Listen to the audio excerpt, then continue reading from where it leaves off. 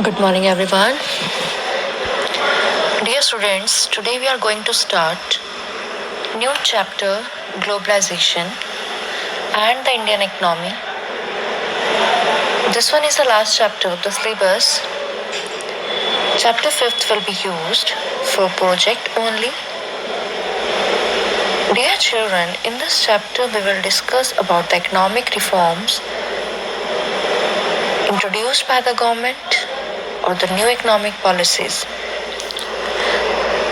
As the basics of this chapter, in the Indian economy, new economic policies were introduced in 1991 as liberalization, privatization and globalization by replacing licensing, quota and permit, that is LQP.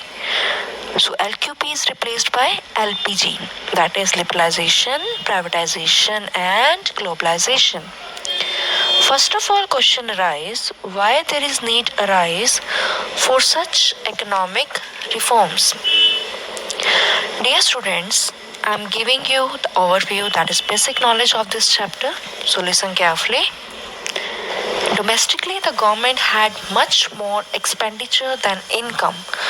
The deficit in income had to be met by borrowings at home and from abroad. The deficit in income was due to certain imbalances or problems arising due to mismanagement of the economy, like poor performance by the public sector undertakings. The rate of inflation reached double figures. Increasing debt burden of the government had overspent its expenditure was much higher than revenue. Along with these above problems, there was an immediate crisis situation arising out of the Iraq War. Towards the end of 1990, Iraq invaded Kuwait and the Gulf crisis that occurred thereafter adversely affected the Indian economy in a major way. The resultant rise in price of crude oil erupted as a major crisis in the Indian economy. A major component of India's imports is crude oil. And by the middle of 1991, India did not have enough foreign exchange reserves to pay for even 2 weeks of imports. As per the economic survey, the government was on the brink of becoming a defaulter in repayment of debt for the first time in history. The economic situation was worsened by the unstable political situation within the country. In order to avert the precarious default situation, in this difficult situation, India was left with no option but to liquidate its stock of gold for foreign exchange with the World Bank. Emergency assistance from donor countries was sought. The International Monetary Fund was approached for borrowing under special facilities. The IMF agreed to advance special loans on condition that the Indian government should initiate certain reforms in the country. This finally led to the new economic policy as the only way out of the economic crisis. The Narasimha Rao government in 1991 started the economic reforms and his then finance minister Dr. Manmohan Singh. Now second thing is, we should know about globalization to understand the concepts properly. Globalization refers to the integration of the economy with the world economy through free trade and free movement of capital. It arises to encourage foreign trade, private and institutional foreign investment. About investment, we will discuss later. So let me start from your book now. Children, wait for a while.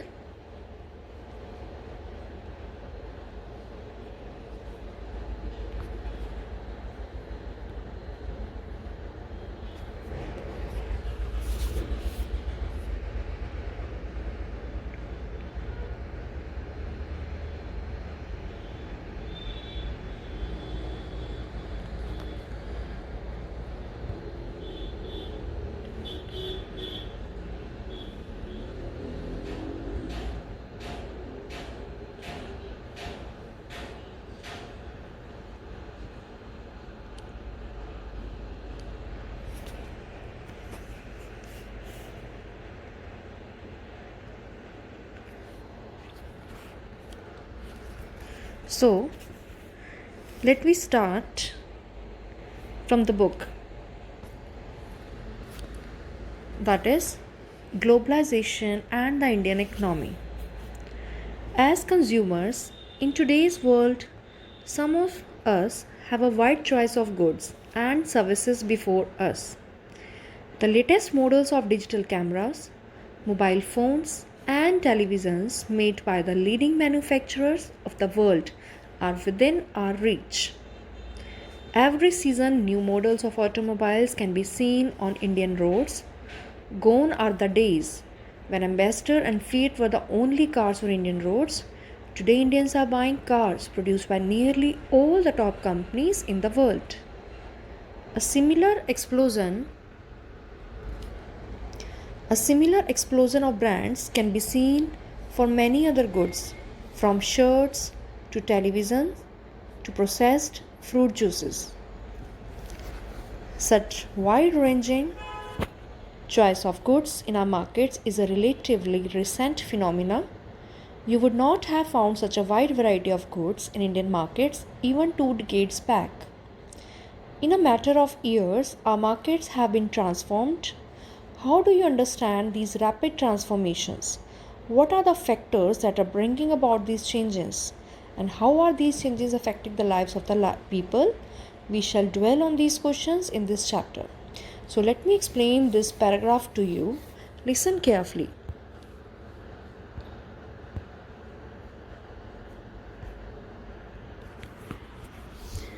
Children, in this chapter, we are discussing about globalization.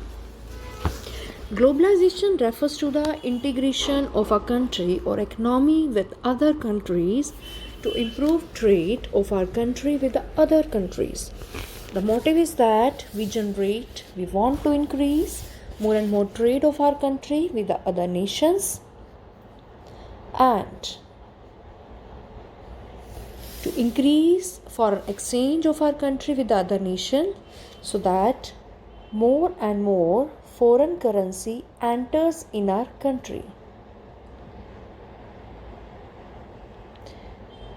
India wants that foreign currency should enter in our country, so it should help and raise the standard of living of our economy and help in the economic development of our country. Now, if we will discuss about this paragraph, what I have read now only, as consumers in today's world, who is a consumer? We are the consumer whose taste,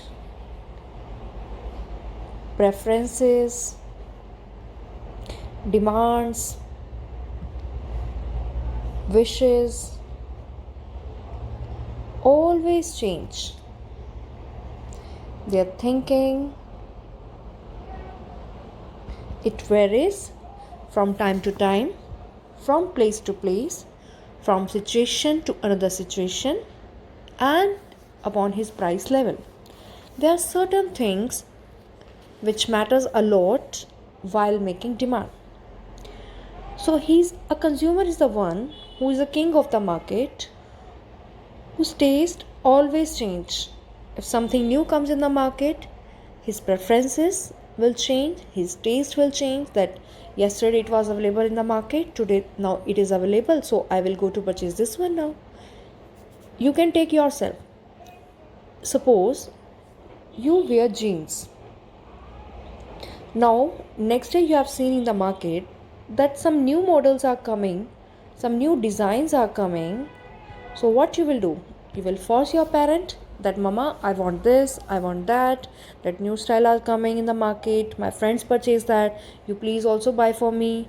Such kind of things you will ask, you will tell, you will force them so that you can also follow this new fashion. Because fashion is the one who always mends the mind of the people, of the society, of the consumer. And the producers are the one who always try to carry these fashion, to fulfill your demands by this fashion, to fulfill your desires by this fashion, as your taste changes day by day due to this fashion. What is this? all this relates with the consumer. Why I'm explaining this? Because in the market there are the sellers.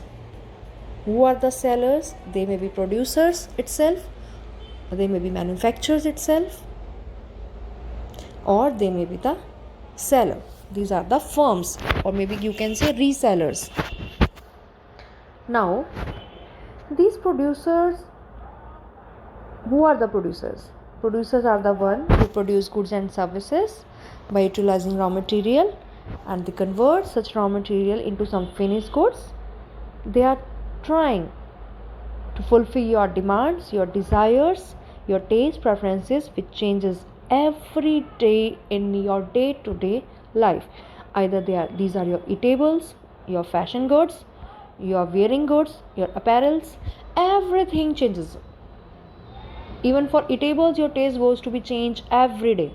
That today you went to that, like on a restaurant, you eat something, you are eating, then next day you will say, mama, that taste is not so good, it was bitter, it was sour. Like this you will give the qualities of that product, maybe in positive or negative way, and next day you will say to your parent that, mama, we will try something else from some other restaurant, or what else we will go. Like this your taste are changes. So my dear children, producers are trying to fulfill your demands. So where they are providing your demands, that is the market. So now these days market is such a process who is providing you so many alternatives for choices. Alternatives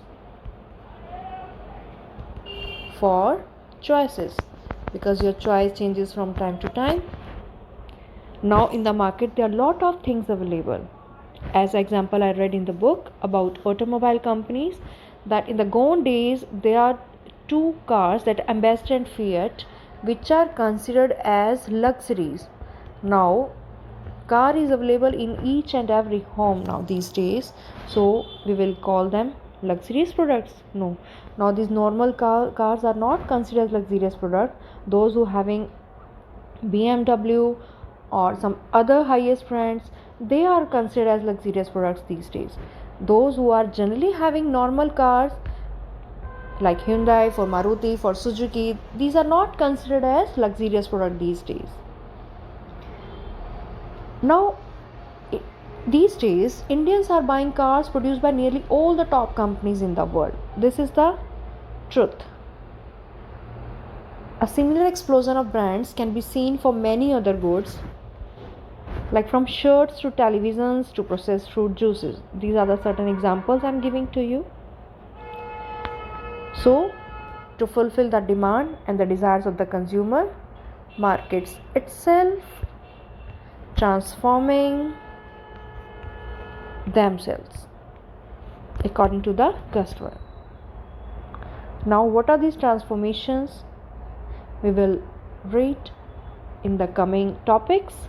So let me start with the next topic, which is given in your book, that is production across countries. Wait for a while. Let me start the recording of this topic.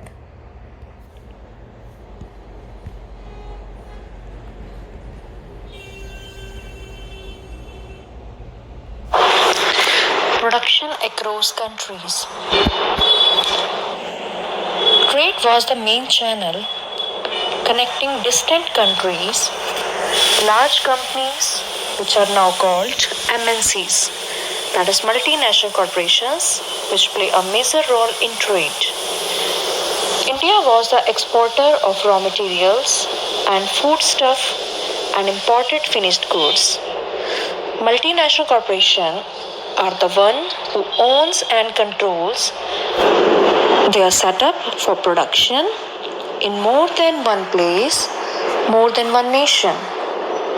They set up their factories and offices in different regions where they get cheap labor and other resources, so that the company earn greater profits. They always search those labor who were ready to work for less wages and work for more working hours and can get maximum profit. These MNCs always produce luxurious products, especially those from where they can park huge perks. They work for the profit maximization motive. For example, they purchase labor from villages because they need work. For them, employment get generated. They easily get ready to work even at less wages. They work at hourly basis, day basis. They were the casual workers. Then company purchase from them at lowest prices. Afterwards, send those products for other process like labeling, packaging, branding at other places. After MNCs, that is multinational corporation, sell their products globally, they not only sell but most important, the goods and services are produced globally. India has highly skilled labor, engineers who can understand the technical aspects of production, educated youth who are providing their services in call centers, outsourcing become possible. Okay, dear students, this much is sufficient for today. Take reading up to the topic production across countries, that is up to page number 57. This chapter remain continued in the next lecture. Till then, take care. Thank you and have a nice day ahead. Blessings to all.